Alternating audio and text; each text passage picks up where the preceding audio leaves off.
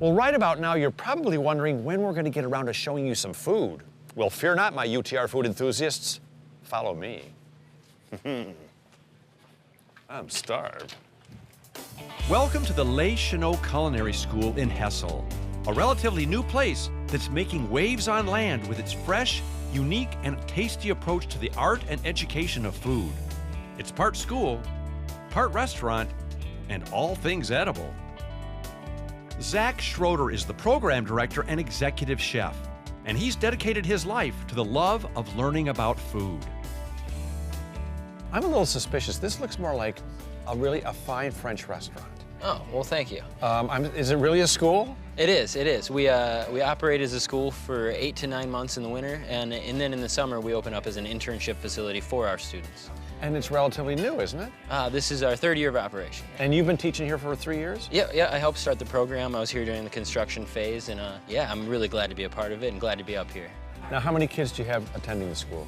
We'll have 10 coming in this fall, and we currently have 4 here. How does the curriculum work here? I mean, the kids, obviously they don't have dorms here. Sure. Well, they find their own housing. I help them find housing for the ones that move into this area. A lot of them are from this area because the main goal of the school is to improve the restaurant scene in this area and try to help out some farmers by getting some local chefs used to using local products, and that way we can both grow with each other.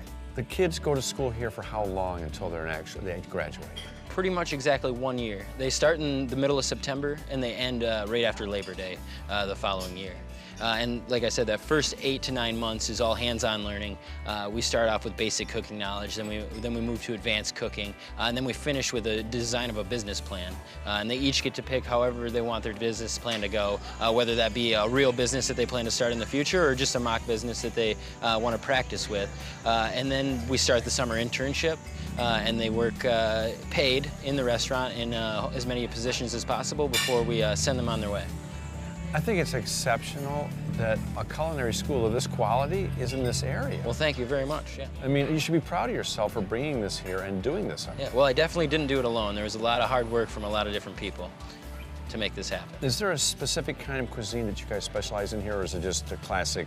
Well, one thing that we're a school, so we dabble in whatever the students want to work on, but we also focus a lot on farm to table, for one, and then we also do a lot, because we live in the Northwoods, we do a lot of wild edibles to table. Is it more challenging to cook in the UP, or is it more rewarding to cook up here? Is it more challenging? I would say more rewarding. One, because since I source locally, I have that many more farmers and that many more different products that other chefs don't get a chance to use. And being that we're only really busy for 3 months a year, I get an opportunity the rest of the year to seek out products and get to learn more than just chop all day.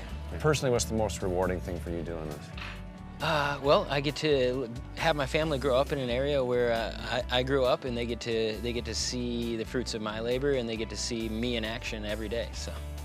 Very cool. Yeah, well, thank you. Sure, you already know that we love to find good food, but who are these kids who've decided to find their careers here?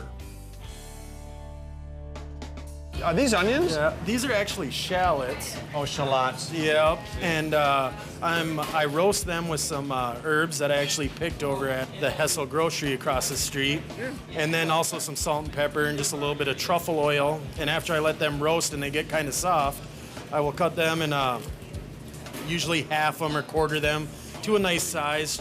And these will be set underneath the fish, the white fish that we have. And we'll also get like a beurre blanc and some wild field greens that I believe we might have gotten from the Amish. I think he should graduate. He knows what he's doing. Even though I thought I knew it all, now I know a little bit more, so it's really helped. Listen, I know one more thing about you. You're tough because you're cutting a lot of onions, and I don't see you crying. Yeah. So I know a little bit about food. That's Parmesan cheese, right?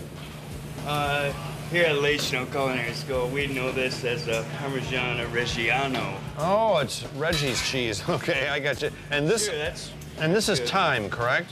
That is thyme, yep. See? Freshly chopped, as a matter of fact. See, I can tell. Now, what made you decide to come to the school?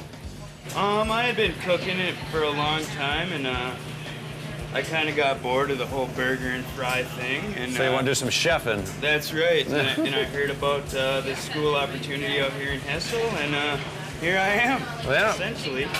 Well, I think you're doing the right thing because there are a lot of people like me who like to eat, and if it wasn't for people like you that like to chef, what would I do?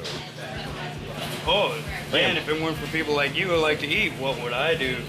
Wow, it's like symbiotic. It's like, wow, it's a Like it was- yin-yang thing. Like it was meant to be. You know, it really fills my heart when I see motivated young people who are passionate about their pursuit. And it's even better when that pursuit is something that fills my stomach. Bonus. So next time you enjoy an exceptional meal out, think about all the great work they're doing up here in the UP.